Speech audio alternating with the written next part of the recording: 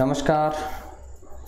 आज के वीडियो में हम आगे प्रश्न नंबर 14 से हम जो हमने सीरीज़ स्टार्ट की थी उसके हिंदी शिक्षण विधियों के अंदर तो रीड शिक्षण टीचिंग एप्टीट्यूड के जिसके महत्वपूर्ण 15 प्रश्न आते हैं। ये लेवल 1 और लेवल 2 दोनों के लिए उपयोगी है जो अपने फर्स्ट में रूप में हिंदी को सेलेक्ट कर रहे हैं। तो इसमें फर्स्ट प्रश्न है, प्राथमिक स्तर पर भाषा शिक्षण का उद्देश्य यह है। कौन सा है? नीचे दे रखा है। प्राथमिक स्तर पर भाषा का शिक्षण कराना है। तो बच्चे मानक रूप से भाषा का प्रयोग करना जल्दी सीख जाए, बिल्कुल ही गलत। बच्चे भाषा परीक्षा में सदैव अच्छे अंक लाए, ये भी जरूरी नहीं हो सकता। बच्चे विभिन्न स्थितियों में भाषा का प्रभावी प्रयोग कर सके, ये सही है। बच्चे भाषा के व्याकरण को जान सके, ठीक है, लेकिन आपका उद्देश्य क्या है? आपका उद्देश्य यही है कि विभिन्न स्थितियों में भाषा का प्रयोग करना बच्चे सीख जाए, तो ये ज़्यादा सही हो जाएगा 3 और 4 में से। तो आपको ज़्यादा सही कौन सा है उसको देखना। एग्ज़ाम में आपके 2 ऑप्शन ऐसे होंगे जो बिल्कुल ही सही होने के कगार पर होंगे, लेकिन उसमें से कोई एक जो ज़्यादा सही होगा उसको सही माना जाएगा। इसके लिए आपको प्रश्न को ढंग से पढ़ना है और बार बार प्रश्न पढ़ना और फिर ऑप्शन को भी ढंग से पढ़ना है। टीचिंग एप्टीट्यूड के अंदर मुश्किल से बच्चों के प्रश्न गलत होते हैं, वहाँ अगर आप गलती करोगे तो आप मेरिट से पिछड़ोगे।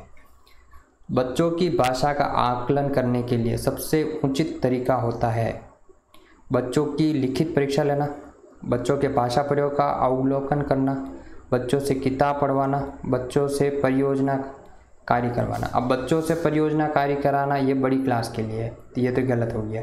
लिखित परीक्षा लेना ये भी बच्चों के लिए इतना उपयोगी नहीं हो पाता है। किताब पढ़वाना ये भी नहीं है। तो इसमें भाषा की उचित तरीका चेक करना है, भाषा आकलन का। तो बच्चों को भाषा प्रयोग का अवलोकन करना, किस तरह से बच्चा भाषा का प्रयोग कर रहा है। भाषा के संबंध में उपचारात्मक शिक्षण का उद्देश्य है, यानी कि बच्चे के अंदर कौन सी कठिनाई आई है उसका उपचार करना। तो उपचार करने का उद्देश्य क्या है? तो भाई बच्चों को कठिनाई आएगी तो उसका हम इलाज करेंगे, पहले कठिनाई का पता लगेंगे फिर उसका उपचार हम बताएंगे। तो यही उपचारात्मक है। तो इसमें फर्स्ट वाला ऑप्शन सही हो जाएगा, बाकी के सारे ऑप्शन गलत है। अगला प्रश्न की बात करें, प्रमुख भाषाई कौशल के अंतर्गत इनमें से कौन सा एक नहीं है? सुनना, बोलना, लिखना और पढ़ना, ये 4 भाषाई कौशल होते हैं, इसमें हंसना नहीं है। तो ये बिल्कुल इजी प्रश्न है। 4 कौशल है, सबको पता होना चाहिए। काव्य शिक्षण का उद्देश्य है भाषा में प्रयुक्त होने वाले विराम चिन्हों से परिचित करना। काव्य का ये चीज़ नहीं होती है। काव्य का प्रयोग ही रसानुभूति और आनंद प्राप्त करने के लिए होता है काव्य। तो इसमें आखिरी वाला ऑप्शन सही हो जाएगा। नाट्य शिक्षण में कक्षा अभिनय प्रणाली के प्रयोग से, नाट्य शिक्षण में तो प्रयोग से कौन सी चीज़ होती है? शिक्षक और बच्चे का समय व्यर्थ होता है, ये भी नहीं कह सकते भाई हम नाट्य शिक्षण की बात करें।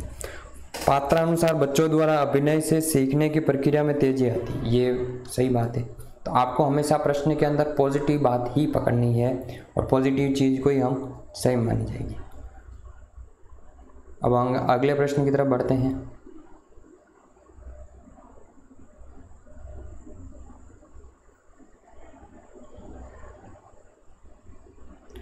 प्राथमिक स्तर पर भाषा अध्ययन में प्रमुख तत्व होगा।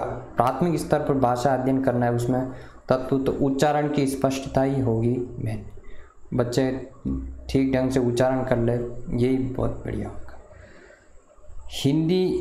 हिंदी में कहानी, कविता और गीतों और नाटकों के माध्यम से बच्चे केवल मूल्यों का अर्जन करते हैं, केवल अपनी तर्क शक्ति का विकास करते हैं, अपनी सांस्कृतिक धरोहर से जुड़ते हैं, केवल मनोरंजन प्राप्त करते हैं। तो इसमें ज़्यादा सही हो जाएगा अपनी सांस्कृतिक धरोहर से जुड़ते हैं, क्योंकि यहाँ पर कविताएं, गीत, नाटक ये सभी ज़्यादातर अपनी संस्कृति का ही बोध कराती है, वो सारी चीज़ें होती है उसके अंदर। अगले प्रश्न की तरफ बढ़े। प्राथमिक स्तर पर बच्चों को भाषा सिखाने का सर्वोपरि उद्देश्य है। सबसे मुख्य उद्देश्य होता है। मुहावरे लोकोक्ति का ज्ञान कराना, ये तो बच्चा बिना पढ़े भी लोकोक्तियाँ इनका तो नॉर्मल में भी समाज से वो सीख भी लेता है। कहानियाँ कविताओं को दोहराने की कुशलता विकसित करना, ये भी इतना भाषा सिखाने का उद्देश्य ये नहीं होता है, ये तो हम भाषा के अंदर नहीं आता है। तेज प्रवाह के साथ पढ़ने की योग्यता का विकास करना, ये भी थोड़ी बात सही हो सकती है, लेकिन अपनी बात को दूसरों के समक्ष अभिव्यक्त करने की कुशलता का विकास करना, ये भाषा का सबसे मेन पॉइंट होता है। फिर हम अगला बात करते हैं,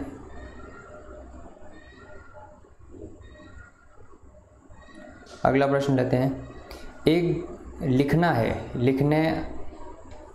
लिखने में कौन सी चीज़ हो रही है?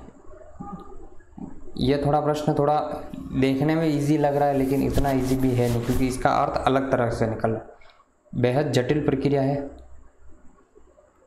अनिवार्य कुशलता है जिसे जल्दी प्राप्त किया जाना है, एक तरह की बातचीत है और एक अत्यंत यांत्रिक प्रक्रिया है। तो इसमें लिखने में एक तरह से आप बोलते हुए लिख रहे हो, सेल्फ बातचीत करते हुए लिख रहे हो, तो लिखने से आपको याद भी जल्दी होता है, तो एक तरह की बातचीत की हम मान सकते हैं, जिससे भाषा का कौशल का विकास भी जल्दी होता है। कक्षा और ये आखिरी कौशल होता है लिखना। सबसे पहले सुनना पढ़ना, सबसे पहले मतलब भाषा के 4 कौशल होते हैं, पढ़ना, लिखना, सुनना, बोलना। तो सबसे पहले वो सुनेगा, फिर बोलेगा, फिर वाचन कर पाएगा, पढ़ेगा, और फिर आखिरी कौशल होता है लिखने का। कक्षा के बच्चे अपने रिक्त स्थान से प्राप्त बोलचाल की भाषा, घर, पड़ोसी, घर, परिवार और परिवेश, ये सही हो जाएगा। एक कक्षा 1 के बच्चे अपने घर, परिवार एवं परिवेश से प्राप्त बोलचाल की भाषा के अनुभव को लेकर ही विद्यालय आते हैं। तो आसपास परिवेश इम्पोर्टेंट होता है। कक्षा 1-2 के शुरुआती समय में पढ़ने का आरंभ से हो या किसी रिक्त स्थान से हो, तो इसमें अर्थ और उद्देश्य से होना चाहिए, ना कि अक्षर ज्ञान, मनोरंजन। कक्षा 1-2 के समय में पढ़ने का आरंभ अर्थ से हो और किसी उद्देश्य के लिए हो। बाकी का जो मनोरंजन, अक्षर ज्ञान, ये चीज़ें हैं, ये छोटी क्लासों में हो जाता है, नर्सरी की क्लासों में हो जाता है, तो आगे इसका लेवल अप हो जाता है। क्वेश्चन नंबर 26 की बात करें, इनमें से कौन सा प्राथमिक स्तर पर हिंदी भाषा शिक्षण का उद्देश्य नहीं है?